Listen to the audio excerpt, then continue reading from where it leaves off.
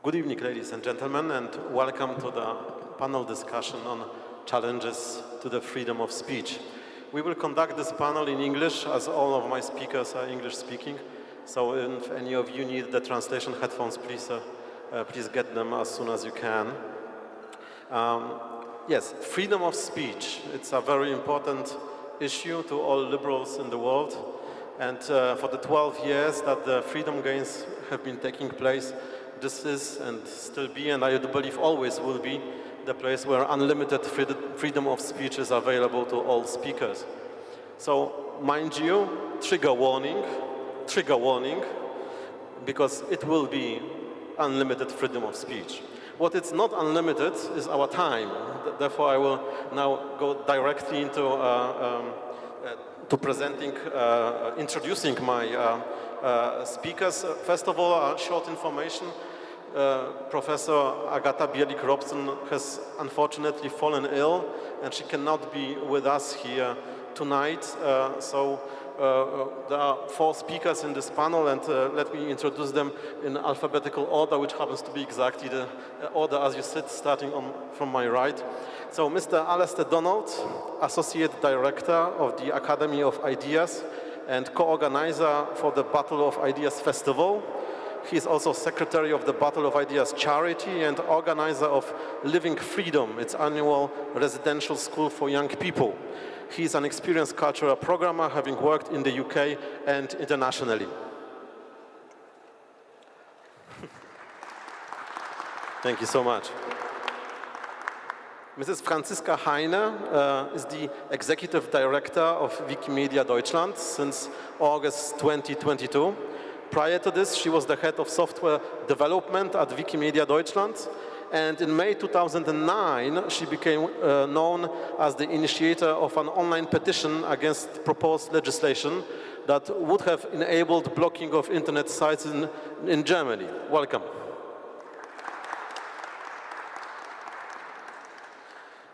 Dr. Tiffany Jenkins is a cultural historian and writer. She is a trustee of the British Museum. She has held positions as an honorary fellow in the history of art at the University of Edinburgh and visiting fellow in the Department of Law at the London School of Economics. Her PhD is in sociology. Welcome. And Mr. Patrice Schneider. He started his publishing career as a journalist reporting from conflicts in Central Asia. He is the Chief Strategy Officer at the Media Development Investment Fund. Before joining the fund in 2002, he was Deputy Managing Director at Hachette Filipacci Media. And in 2021, he co-initiated Pluralis, a €100 million capital vehicle aimed at providing capital to keep media companies editorially independent and financially viable in the Council of Europe countries. Welcome to the panel.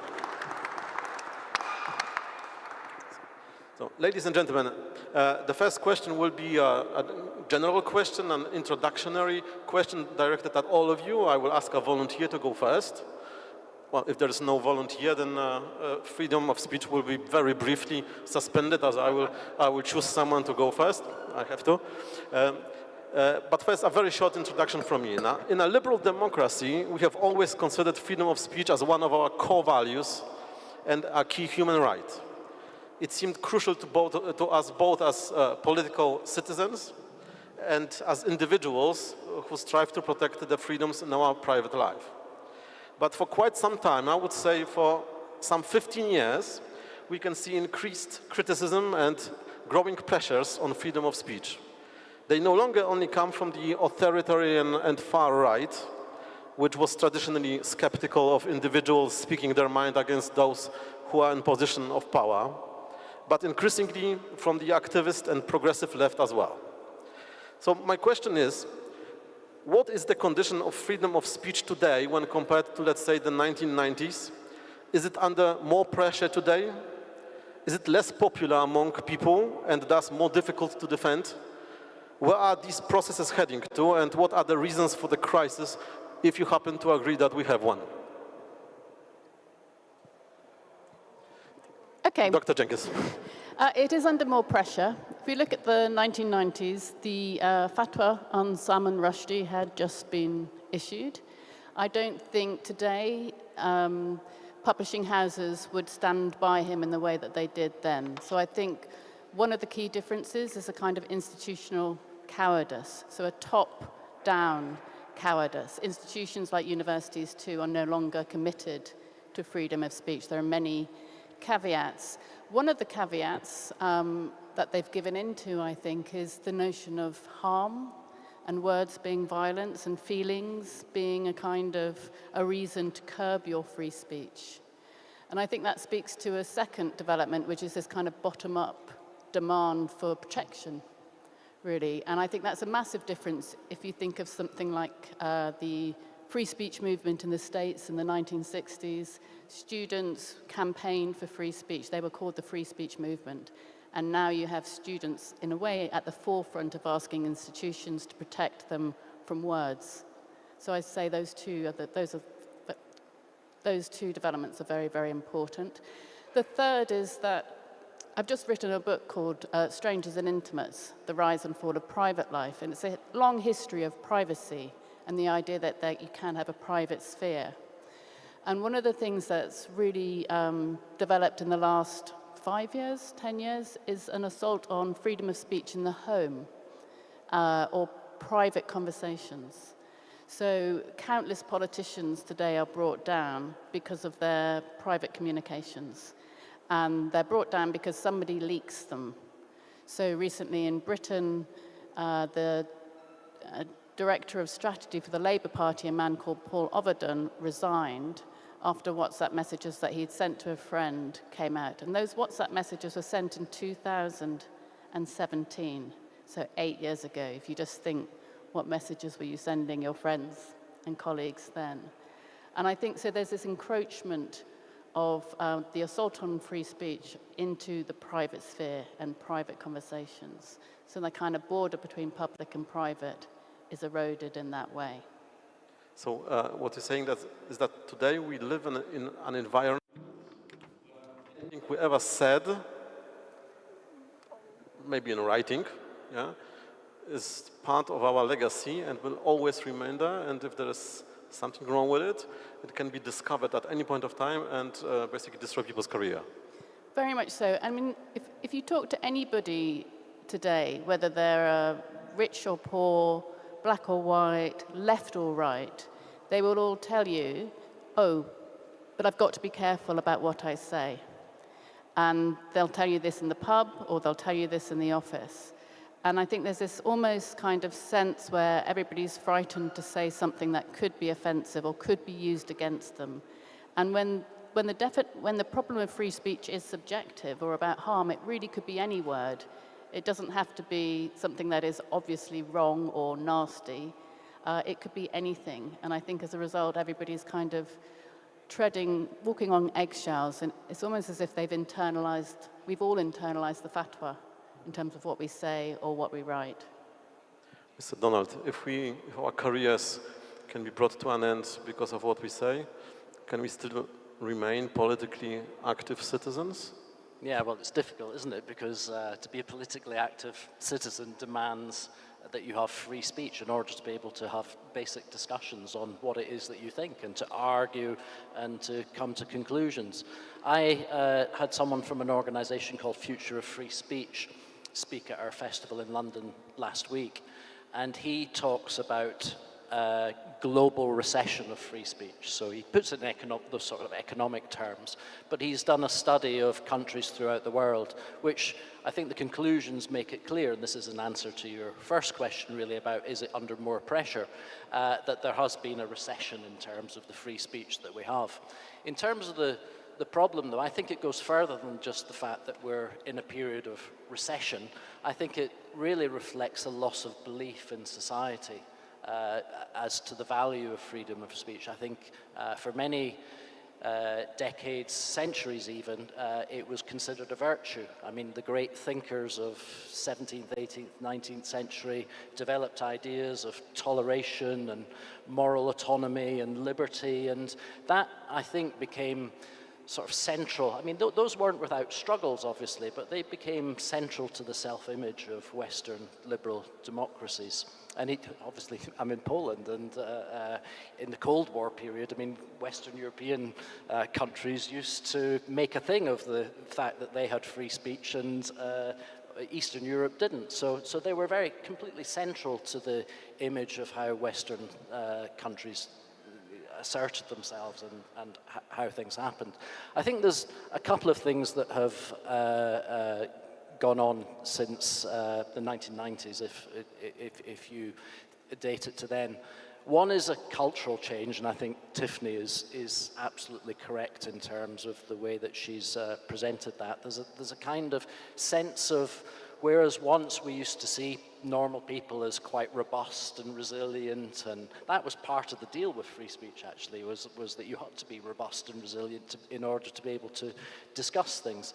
Today we seem to spend a lot of our time talking about, and this especially applies to young people, as quite fragile and quite vulnerable. We talk about vulnerable groups of people, and it's almost like we've lost the belief that people are robust enough to be able to deal with open debate and difficult ideas, which means that the nature of censorship these days, I think, has changed a little bit. So it's unlike the past, when censorship often used to be pursued around, you know, if there was difficult political challenges that you didn't want aired, or if there was a certain morality that you didn't want challenged, then that usually formed the basis of censorship. But today, it seems to be that this loss of belief in our own capacity to engage in open discussions and handle difficult ideas mean that we try to shelter people from free speech, and so harms has become a really major thing. If you go into, you mentioned trigger warnings in your introduction, you know, that's the way that universities operate these days. They try to stop microaggressions. We have laws against hate speech because we think it's hurtful. In the UK, we have legislation just now around online harms. There's very much this idea that even although speech is legally acceptable, that it's harmful, and we should stop it happening. And that often leads to self-censorship. That's one of the main problems today, I think, which Tiffany's discussed. Mrs. Heine, sorry, I don't know which part of Germany you come from. Is it the former West or the former East? But of course, I'm from Poland, and I was some 11 years of age when communism fell in Poland. But I do remember the way we used to live in the 80s. And of course, censorship was one of the things that well, that was one of the major appearances of the major changes that happened when 1989 happened to us. But do states still need to censor people if people self-censor themselves? To answer your first question, I actually come from the east part of Germany, so we're very similar. I think we're also similar in age, so I think we share some experiences from the early childhood. And to the question, no, governments should not censor people, but not because of they censor themselves, I would say. Like, that's not a good reason to censor them instead. But I very much agree with your initial statement or the questions you phrased there, because I do live in Berlin now and already for quite some time, and I would say Berlin is it's a very political city. There is barely a day without demonstrations, and I would say the German government takes it very seriously to allow that, to ensure that people can demonstrate and people can share their opinions. And at the same time, I observed something that goes pretty much towards what you said. There are many spaces in Berlin where people come together for a broad range of reasons to, I don't know, learn, to exchange, to even do sports. And it pains me really to see in the last couple of months and years how in case that you're not having the right opinion or the right political view, these places become nearly impossible for you to be because you do not fit in with the majority of opinion. These are more or less private spaces. And that really is the problem, because in those spaces, there is the chance for people from very different backgrounds to come together and to, you know, engage with each other. And it's really mind-boggling to me to witness that, and I don't understand that, why it is so hard for people to engage with something that is differing from their own views. Mr. Schneider, is this maybe because we are getting used to live in echo chambers on social media, and we now would like to, or some of us would like to, live in echo chambers in the real world as well, and not be faced with dissent? Yes, before I respond to that, I want to look at the 90s and then come to the notion of social media. First of all, our organization was born in the 90s, in 1995. So 30 years ago, was created this NGO, which is a combination of a human rights organization and an investment fund. Now, if that sounds funny, it is. It sounds interesting, it is. But basically, we decided that we would invest in the infrastructure of the places where free speech was the most attacked, meaning that we would provide capital and training to the most independent voices in emerging democracy. Not content, simply our theory of change is extraordinarily simple. If you are financially independent, you will be editorially independent, and if you are editorially independent, you will have an impact on society. Childish, 30 years. Now, what has changed since?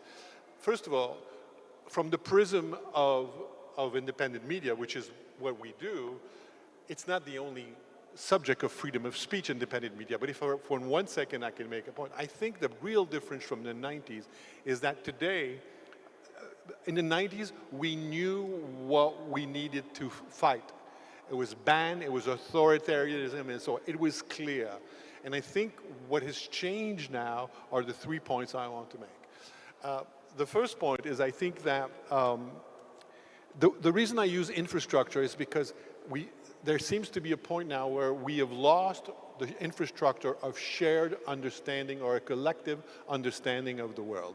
I think that the digital disruption gave us the inability to have a collective sort of agreement on the distinguishing between truth and fabrication. That's the first point. So it's sort of an attack on the infrastructure of shared values, of a shared understanding. Not values, shared understanding. Value was the wrong word. The second thing was weaponization. In the 90s, as I said earlier, we knew who we had to go after. Today, we can weaponize the openness of the digital disruption, meaning concretely that authoritarians don't want to ban newspapers. They don't want to ban free speech. They want to flood the zone. And if you flood the zone, because it's easier now with this digital openness of the system, you can very easily sort of replace factual discourse with what Tiffany Schneider called sort of the politics of eternity, which is myth-making and conspiracy. And Russia has excelled in that, really. So the weaponization of an open system is different than from the 90s. And then finally, I want to commend you on this panel because there's a bit of a philosophical retreat in a way. Because I've never been on a panel where as a progressive myself, I have to get out of the closet on that. As a progressive, I've never been in a panel where they say, actually, wait, it's not just the conservative forces that have been attacking for freedom of speech. Now we, the progressive, or in line of what I'm saying, are now starting to say, no, you can't say that.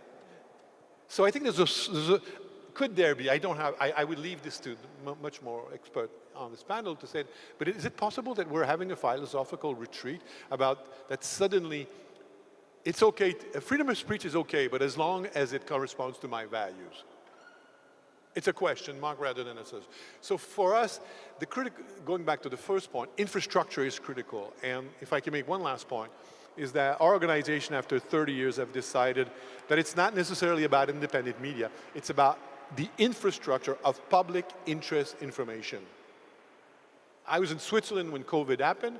It took me 7 days to decide whether I send my children to school. Switzerland. functioning system of freedom of speech, of independent media information. I couldn't find it. For us, that was the click to say, actually, it's an infrastructure for public interest infrastructure. Forget all the other things. So I think there has to be a link between freedom of speech, which allows everyone to say what they want, but there has to be some form of an infrastructure, a common understanding of a public interest information. I'm sorry, that was a bit long. Franziska Heine wanted to comment on that, and then Dr. Jenkins as well.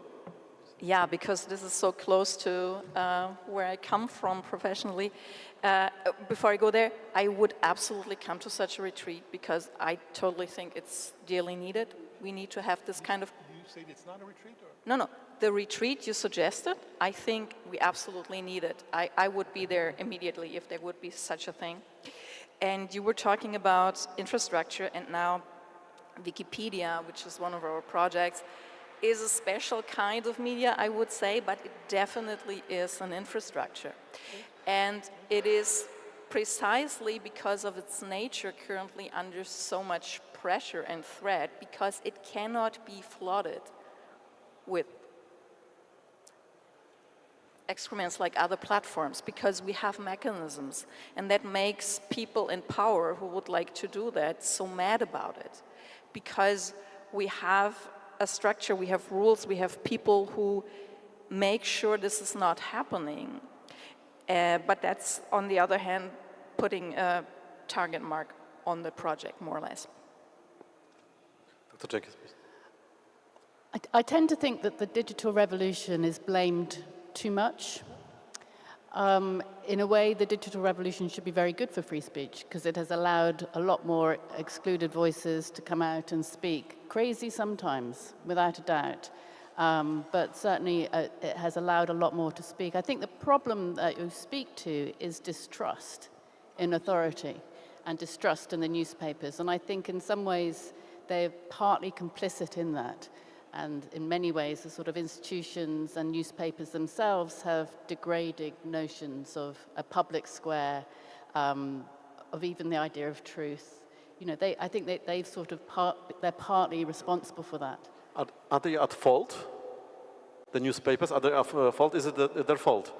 I think they have contributed to undermining values that they once stood for. So they have contributed to undermining the notion of investigation in terms of a pursuit of truth. They've become a lot more personal themselves.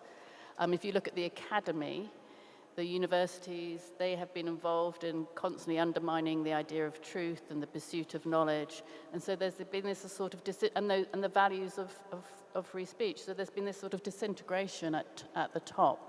And too often, I think they'll blame the media. You know, they'll blame the internet, but actually, it's not the internet's fault. The internet is neutral in many ways. It's a tool. I'm sorry, it's probably not my turn, but I cannot resist. I have an historian next to me. I have this thinking that probably media journalism, specifically journalism, has followed the trajectory of guilds since the Middle Age. In a way, it was meant to become a protector of a sector, of the carpenters and so forth. But if I understand correctly, including in places like Zurich, where the Zunft, they've become power structures that are actually meant for one thing, self-preservation. This is a very controversial thesis I have, but I can't resist having an historian saying, you know, guilds may have fallen down the track of guilds, basically, in what was a good intention at the beginning, becomes something of a self-preservation. As a journalist, this is very difficult, and I make a lot of friends right now on this area.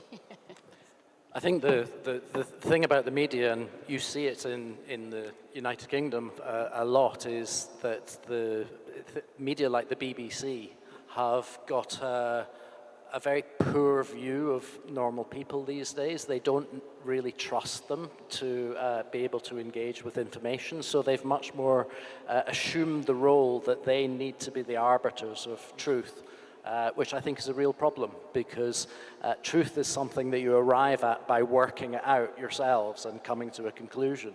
So you can't really operate successfully in an environment where it's constantly deferred to a higher authority, as it were, because I think we are the source of authority of truth rather than anyone else. But I think your question is both a really interesting one and an important one, the one about why is it that people have become so reluctant to engage in discussion and debate these days. And I think the answer to that, to some extent, lies in the way that we all seem now very invested in our own personal identities. And that then is reframed through a political system that's been much more organized around identities as well. And I think the problem is that once identity comes to the fore, then arguments become much more personalized because they're much more based on your own particular identity. So criticism or someone arguing back against your ideas then becomes a very personalized thing, and it becomes difficult to engage with. So in a way, I think the way out of this might be to try and hold ideas at a slight distance from ourselves and engage with them as ideas, purely as ideas, rather than an attack on our personal selves. I think we need to leave that behind a little bit. If you allow me now to go to the second round of questions, I have some individual questions for you, and the first one will be for Dr. Tiffany Jenkins. I will name a few so-called problematic forms of speech. Not all of them, because time is not enough for that.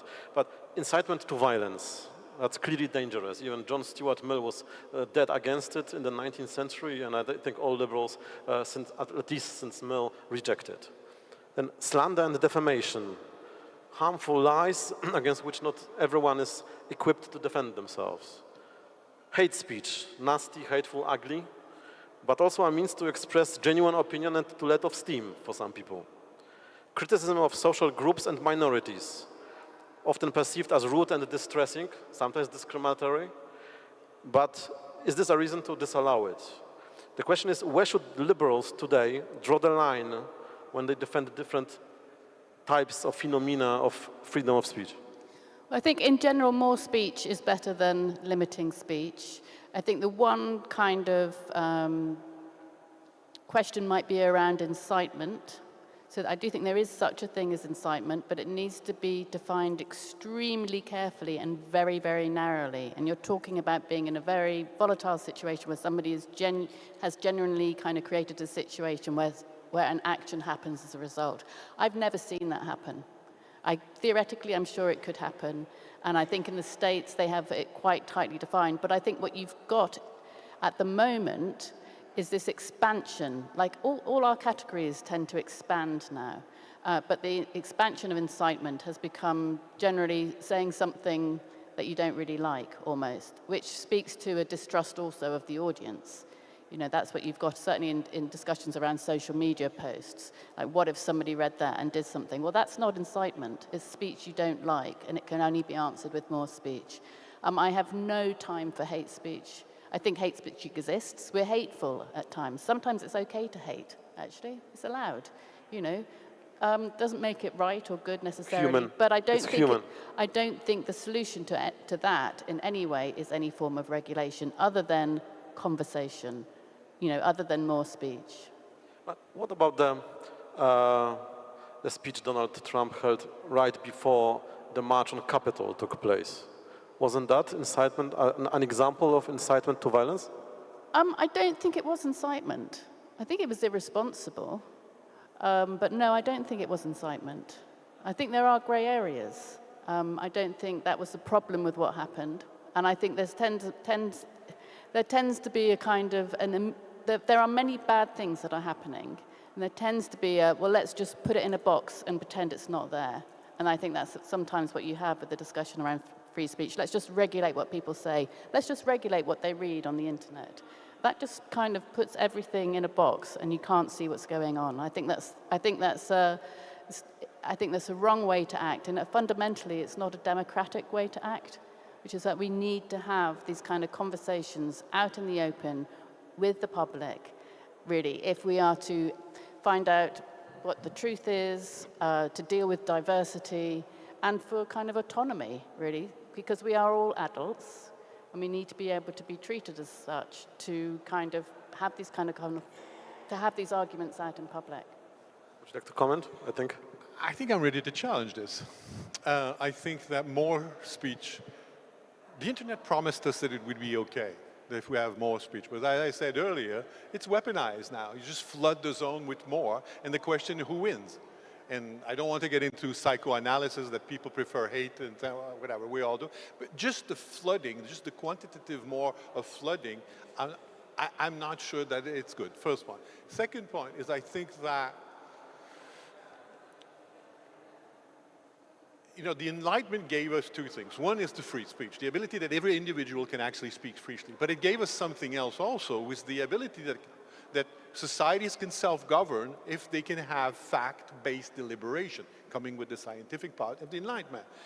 And I think that we're going astray from that. I'm not trying to be a reactionary, but I think if you are flooding the zone with more things that are not fact-based, and we should allow that, we shouldn't stop that, I think that you know, Neil Postman used to say in a book called Amusing Ourselves to Death, said something, what technology giveth, technology taketh. And this was in 1985. This book was written, there was no internet, but he said the role of airline carriers in the United States, the role it had on the atomic family, it doesn't say good or bad, but he says, what technology giveth, technology taketh.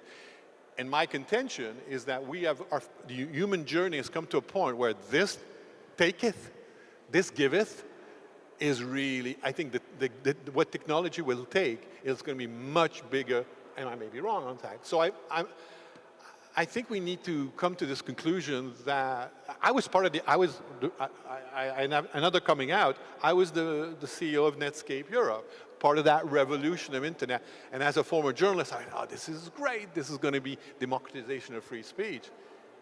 Are we really seeing that now in a world where the authoritarianism, the new world order is coming? And I cannot admit myself that this is not due to what technology gave us.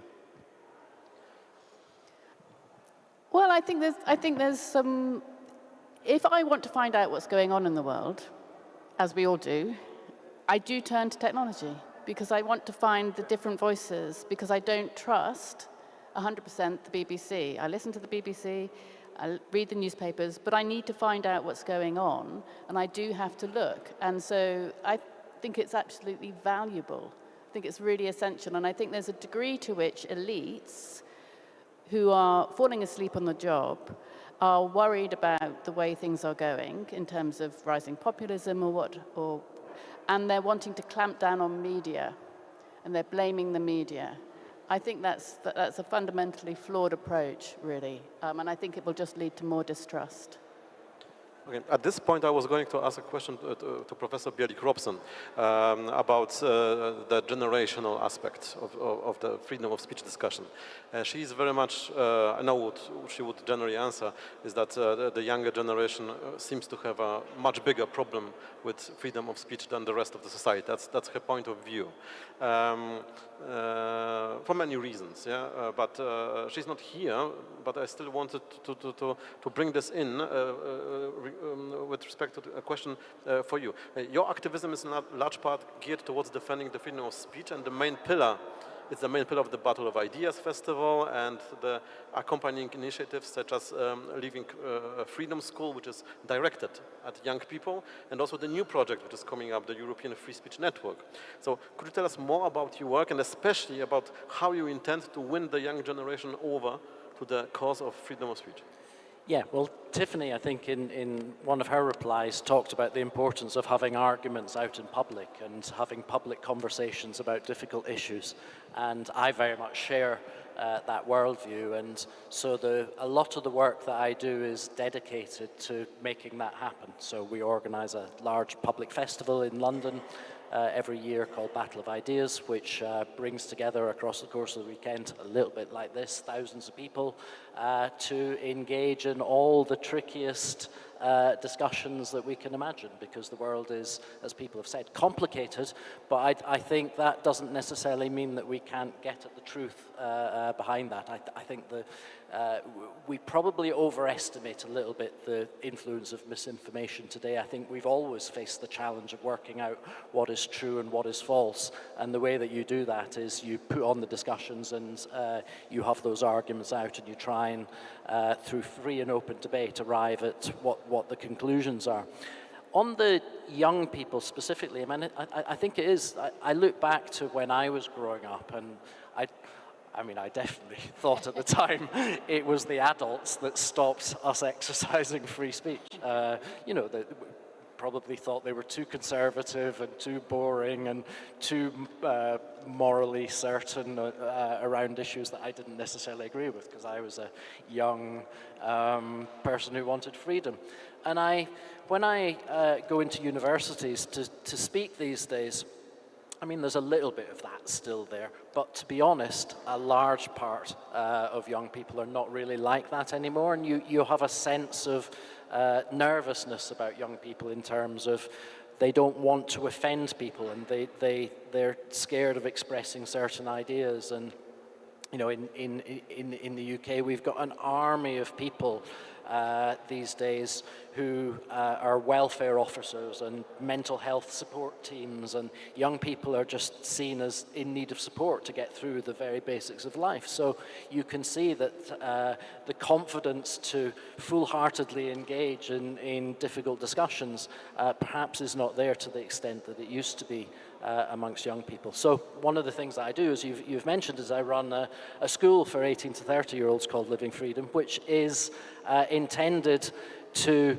do a little bit of connecting them back to some of the key ideas from history in terms of the philosophy of freedom, so they have some sort of grounding and some sort of way of connecting with some of the great things that have been written and said over the centuries. But also, we encourage them to engage in all these tricky discussions that we face today, whether it's, I don't know, whether you should have cultural boycotts of museums or whatever if you don't like what the artist says, or whether you should ban burqas, which is a particularly hot topic in the UK just now. But actually, many of it's actually often feminists that are arguing for bans these days, which I'm old enough to remember the women's liberation movement from the 1970s, where there was a much freer spirit amongst feminists. So these are kind of interesting cultural and political shifts that are difficult to understand, so you have to discuss them, and then you have to encourage people to draw their own conclusions. So that's, I suppose, the type of work that we try to do, because I think giving young people the confidence to be able to engage in these debates is important. And hopefully,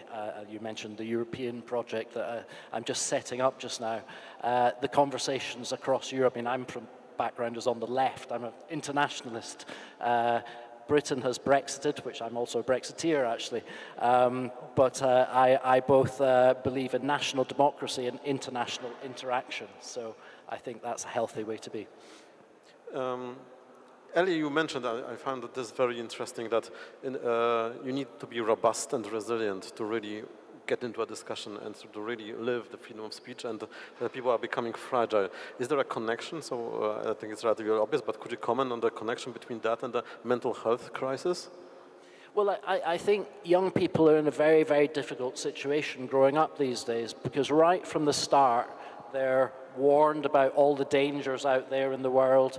The parents are encouraged from a very early age to not let them out of their sight, not let them explore and experiment. So even before they get to school, there's probably a nervousness amongst young people. When they get to school, they're constantly bombarded with people warning them about how difficult the world is and how they need support for their mental health, and they need well-being and counselors, and that's right the way throughout school. So it's no surprise that when they get to university, that lo and behold, they're not particularly adept at engaging with difficult discussions, and I think those two things are very intimately connected. Franziska Heine, my next question is for you, but I think you would like to comment first. Yeah, I actually have a question, because I'm wondering if it's also a matter of skills.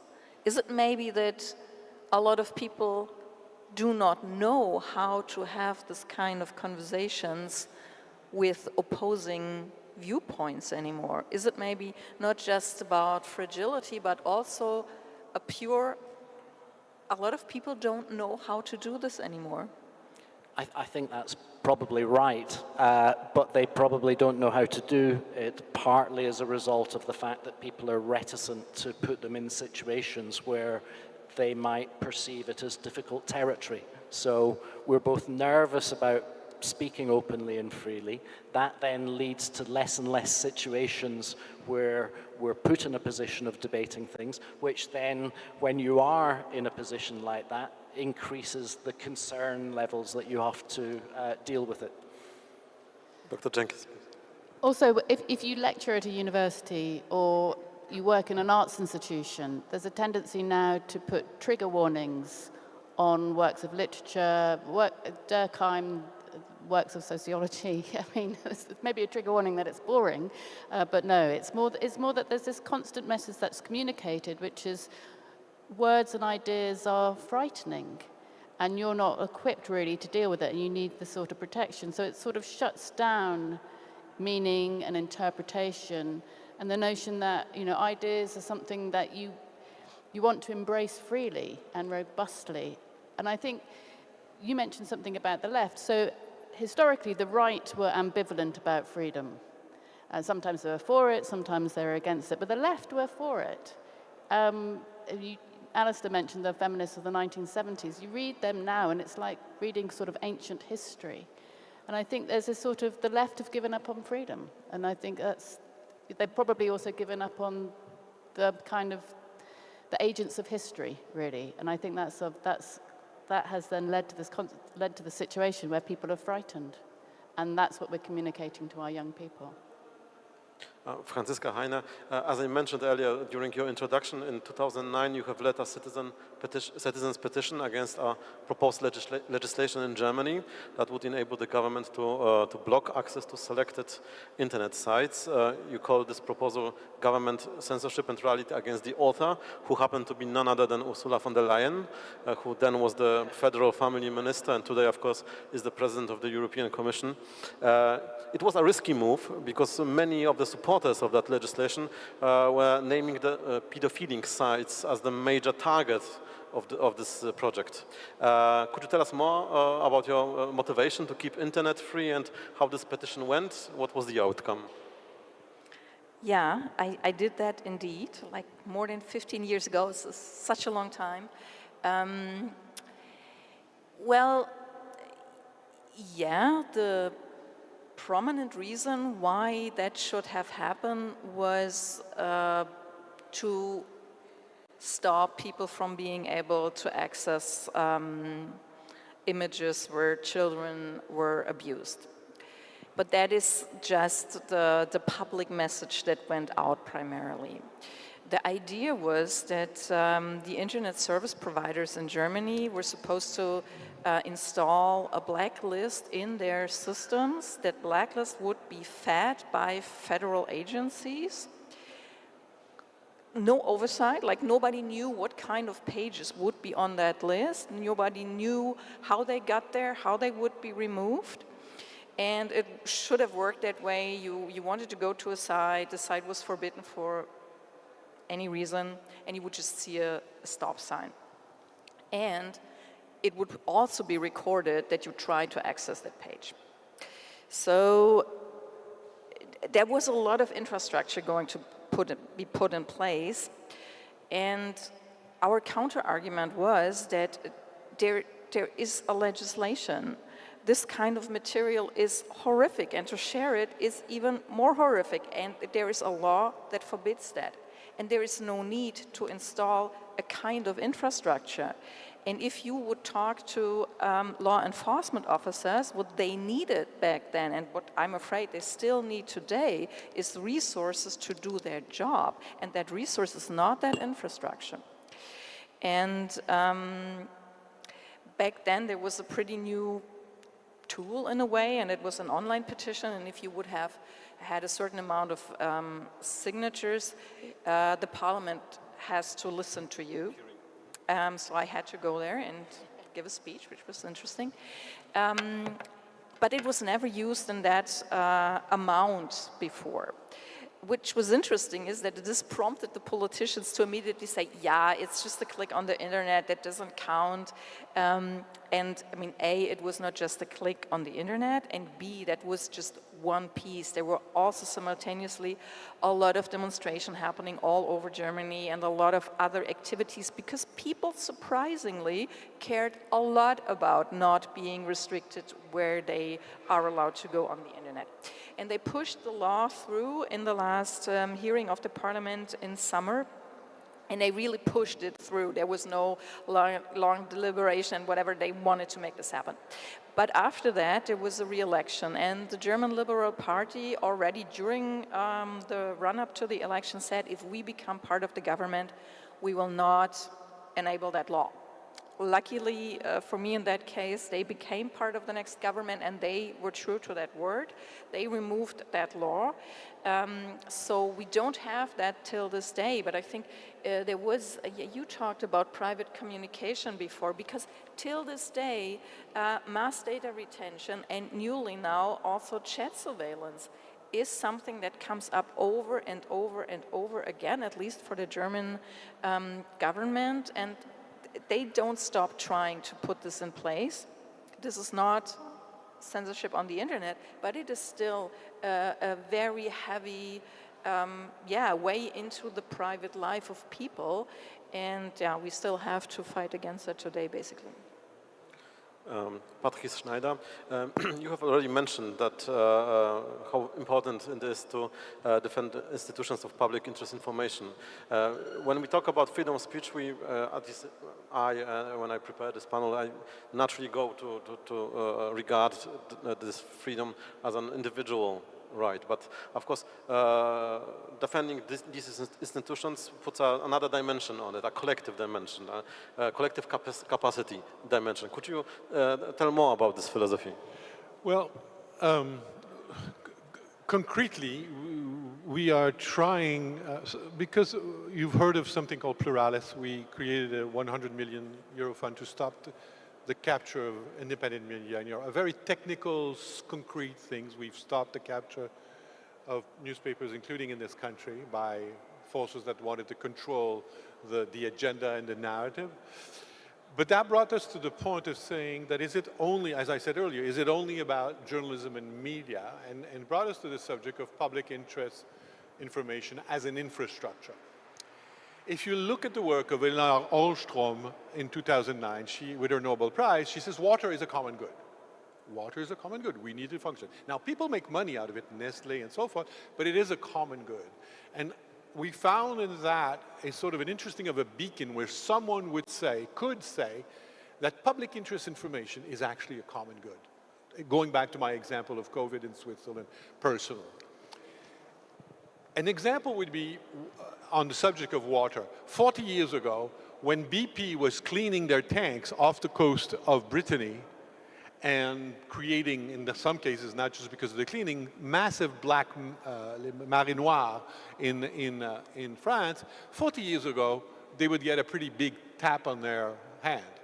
Today, the company will go down. Why? Because somebody said that this is a common good and you cannot touch it.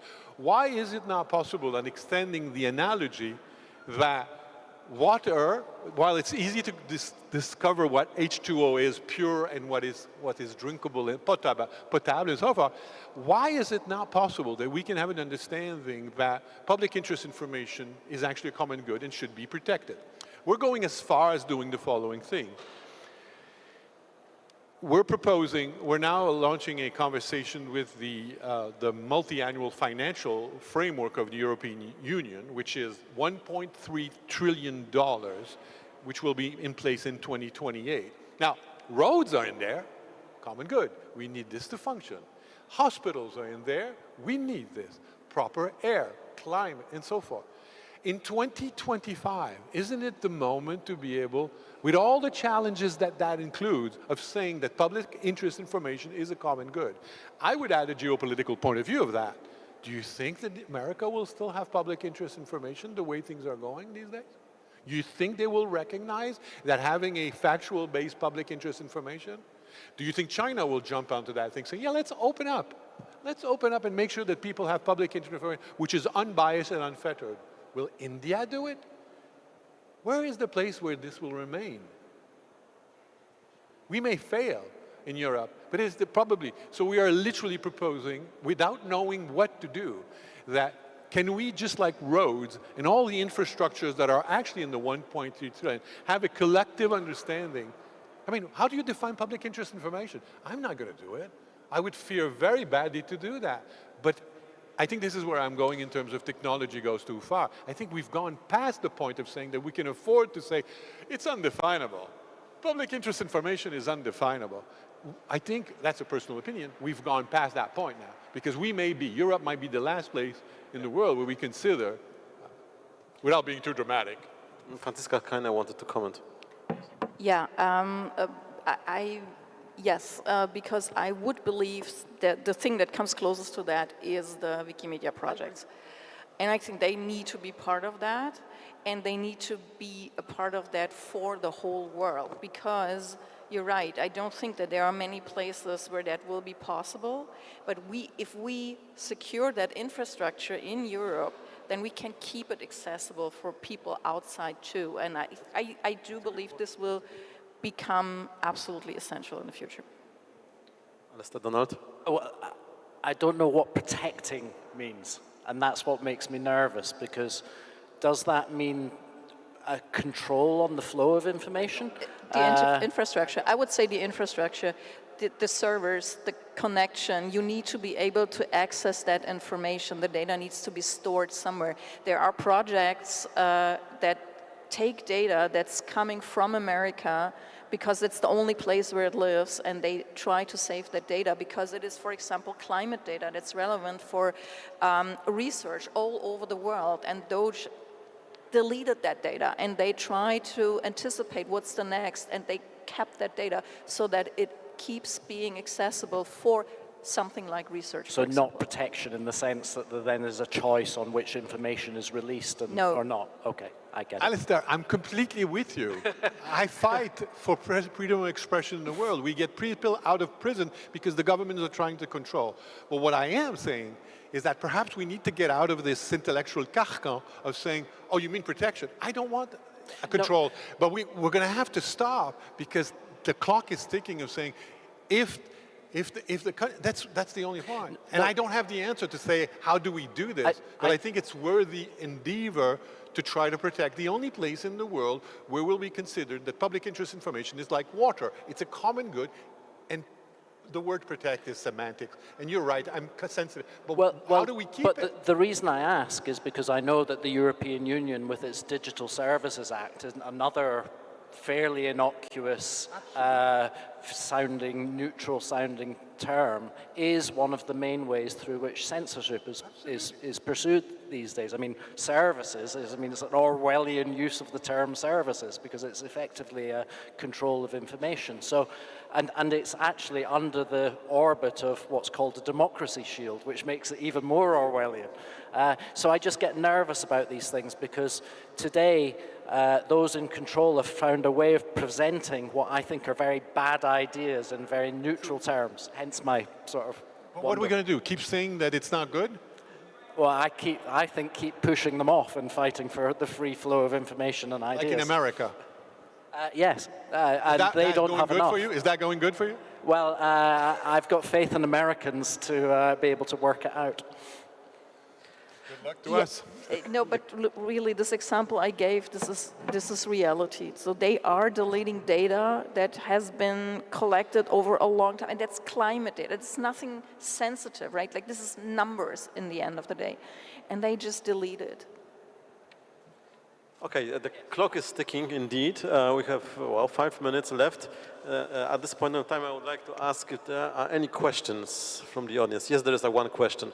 Can you have a microphone, please, for the lady in the third row?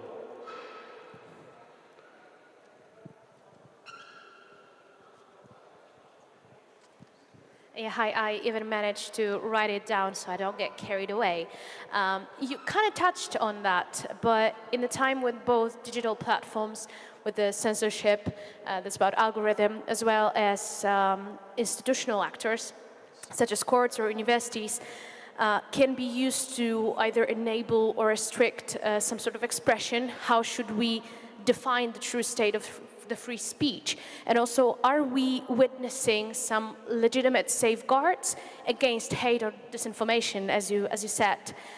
Or maybe more of a politically motivated tools of suppression? So can liberal democracy, that's crucial, can liberal democracy survive if the very institutions meant to protect it begin to undermine this foundational freedom?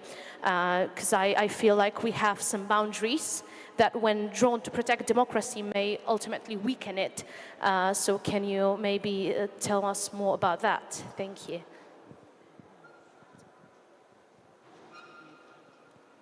Sorry, the question was directed to anyone. Anyone?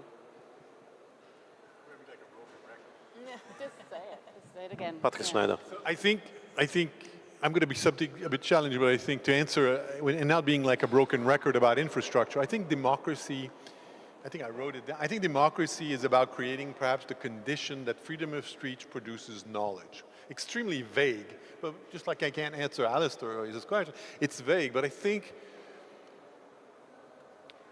how can we talk about in the environment if we don't agree on climate change? A shared understanding. How can we fix justice if we think that if statistics are now being used by political things saying everything is fine, Washington is full of crime? How can we agree on health if vaccination becomes an identity? How can we do this? And I don't have the answer, but again, we should find, you know, I was sitting at a dinner and I wrote this down saying, maybe we are relitigating in the Enlightenment. That's what's happening. And to my questioning of technology is technology making us, and I think there are parts of the world that don't believe in the Enlightenment. And I'm not saying that's bad. Confucius has its own way of looking at things, Confucianism. But should technology really erase from the place? I mean, that's un peu catastrophique là. But should technology erase from the earth what we learned with the Enlightenment? It's not perfect. Pogroms happen because of the Enlightenment. But there were things that were good. Aren't we throwing the baby the bathwater? So the bottom line for me is that how can we build a shared understanding? And maybe concretely about racism and hate speech. Can we really do hate speech if we are brought down to factual-based information about genetics, I don't know. There's another question in the last row. There's the gentleman. It's not the very last row, but in the back.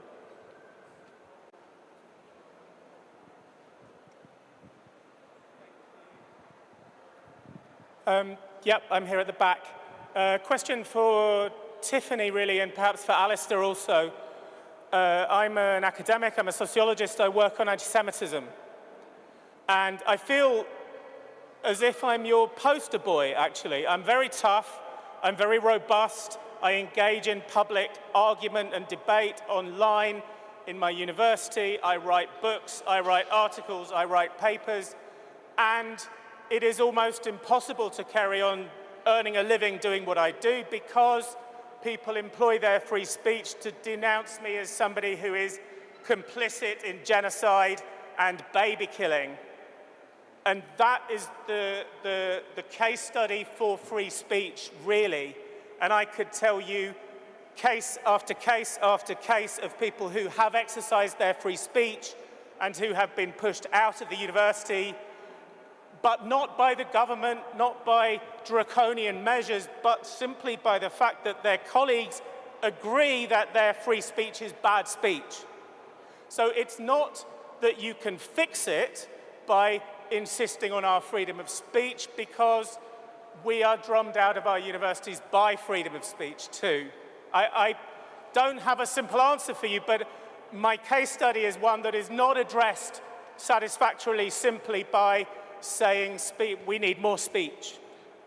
So thank you, because the time is up. Tiffany Jenkins, very quickly.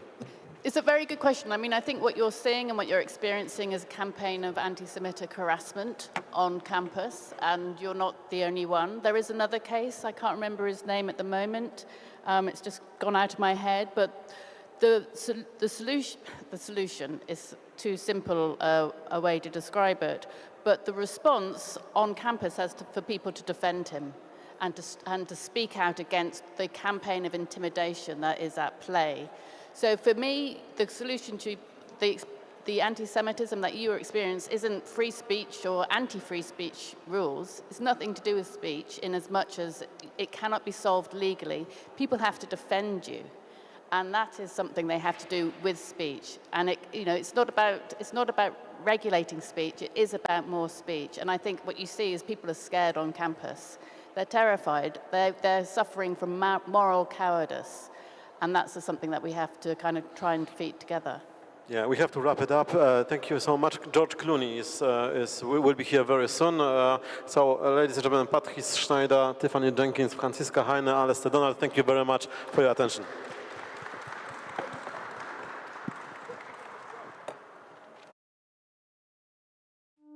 Well, Atlas Network is, as the name suggests, a network, and it's global. We work all around the world. We're based in the U.S. It's a network, that is to say, organizations that share common values of limited government, of free enterprise, personal liberty, of personal responsibility. Atlas Network provides training and support to help build capacity, but most importantly, we give our partners the tools they need to be successful.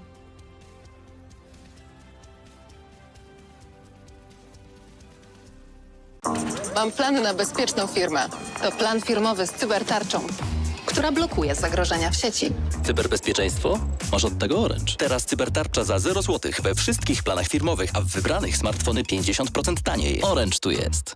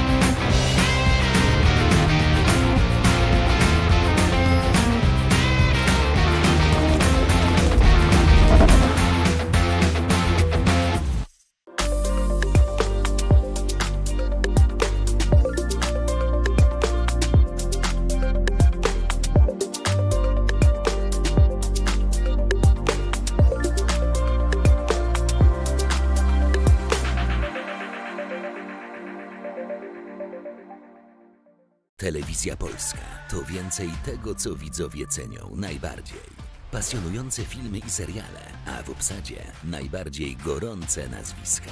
Największe sportowe imprezy i momenty, które przejdą do historii. Bieżące wydarzenia, którymi żyje Polska i świat. Przebojowe koncerty, które łączą w zabawie wszystkich Polaków. Znakomite spektakle, które gromadzą rekordową publiczność. Telewizja Polska. Otwórz się na więcej. Do zgłoszeń? Gotowi? Start! Ja zgłoszę bibliotekę! Ja, pierwszy basen w gminie. Ja amfiteatr od naszej orkiestry. Wszystko w waszych rękach. Co powstanie dzięki wsparciu totalizatora sportowego w twojej okolicy? Zgłoś obiekt sportowy lub kulturalny. Wejdź na stronę gdygrasz.pl, bo gdy grasz, wszystko gra.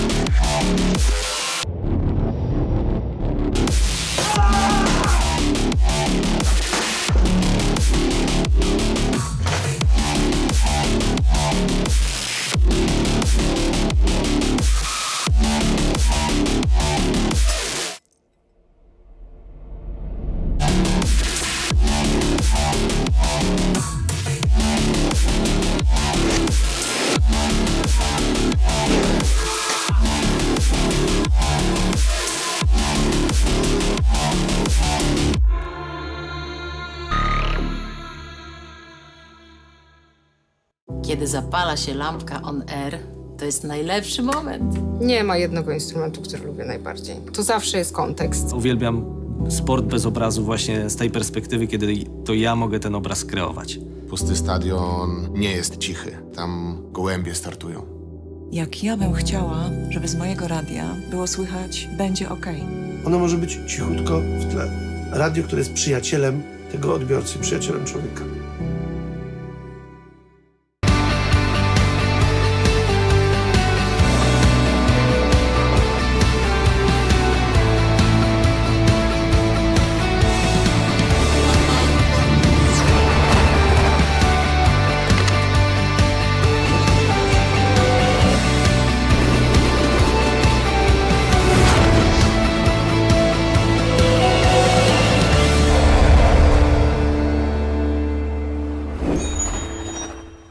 Do PKO Banku Polskiego przenosi się nowy klient. Weźcie, przenieść się jest easy.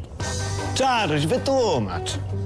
Otwierasz konto w PKO Banku Polskim i masz święty spokój. Przeniosą kasę i zlecenia stałe, a pracodawcę poinformują. Ogarniesz to przez internet.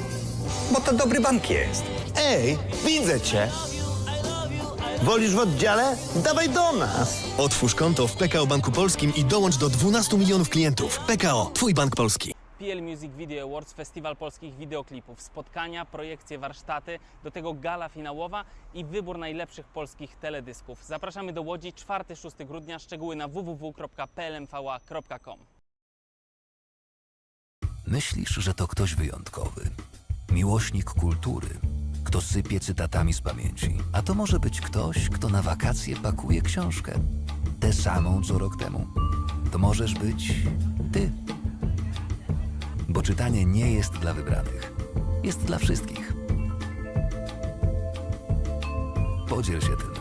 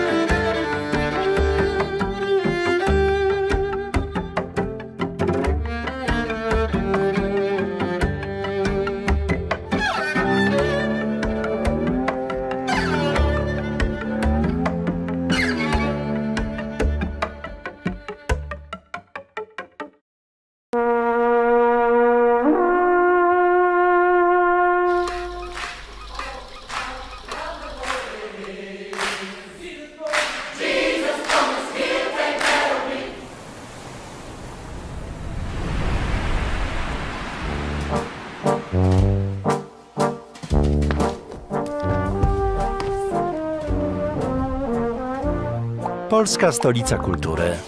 Jesteś na miejscu. It can look like this. Or like this. It is threatened. But it is our responsibility to protect it. For each person, it means something different. But when we reach it, we all know what it looks like, what it sounds like, or how it feels. And if we all fight for it, it will eventually bring us together. Freedom.